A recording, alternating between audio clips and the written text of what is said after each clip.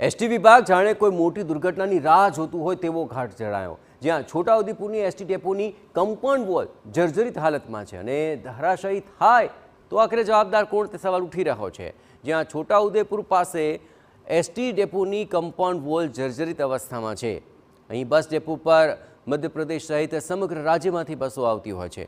મુસાફરોને બેસવાની જગ્યા ન હોવાથી કમ્પાઉન્ડ વોલ પાસે આવીને બેસે છે, જેથી આ જર્જરિત દિવાલ ધરાશયી થાય તો મુસાફરોનો જીવ પણ જોખમમાં મુકાઈ શકે છે। આ મુસાફરો સહિત સ્થાનિકોની એક જ છે માંગ કે વહેલી તકે દિવાલ નવી બનાવવામાં આવે।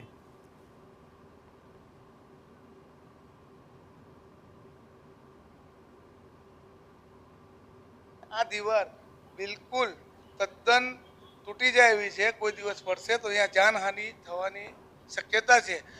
તો આ દીવાલને તોડી અને છોટાઉદેપુર બસ ડેપો મેનેજરે આની કાળજી લેવી જોઈએ અને આ દીવાલ નવી ઊભી કરવી જોઈએ।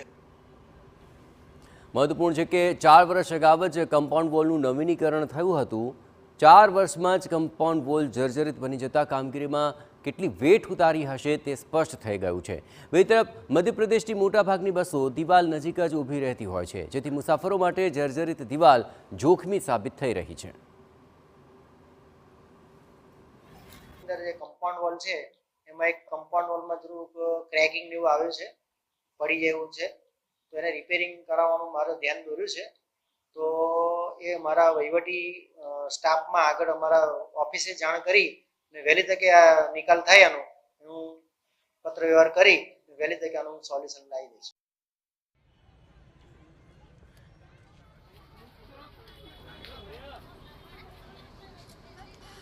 તો મુસાફરો સહિત સ્થાનિકો માંગ કરી રહ્યા છે કે કોઈ દુર્ઘટના ઘટે એ પહેલાં જ આ દિવાલનું સમારકામ અથવા તો નવી દિવાલ બનાવવામાં આવે।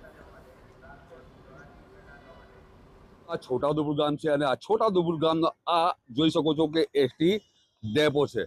અહીં મધ્યપ્રદેશ તરફથી ગુજરાતમાં આવવા માટે અસંખ્ય એટલે કહી શકાય કે હજારોની સંખ્યાની અંદર અહીં મુસાફરો આવતા હોય છે અને ગુજરાતના અલગ અલગ વિસ્તારોમાં તેઓ જતા હોય છે।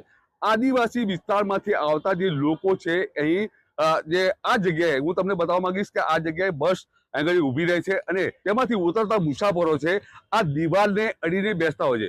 પરંતુ આપ જોઈ શકો છો કે આ કેટલું જોખમી આપ દિવાલ જોઈ શકો છો, જે લાખોના ખર્ચે અહીં બનાવવામાં આવી હતી, પરંતુ થોડાક જ સમયની અંદર આ દિવાલો છે એ દિવાલોની અંદર મસ્ત મોટી તિરાડો પડી ગઈ હતી, જેને લઈને આ દિવાલો હવે જોખમી બની રહી છે। પરંતુ એસટી વિભાગ છે, એસટી વિભાગના જે ડેપો મેનેજર છે તેને જાણે કંઈ પડી હોય તેવું લાગતું નથી અને આ જે દિવાલ છે એ દિવાલ જો ધરાશાયી થશે તો મોટી દુર્ઘટના ઘટી શકે તેવી શક્યતા જોવાય છે। હવે આ બાબતે આ તંત્ર ચિંતા કરે અને ફિકર કરે તે જરૂરી બન્યું છે। મકબૂલ મંસૂરી, TV9 છોટાઉદેપુર।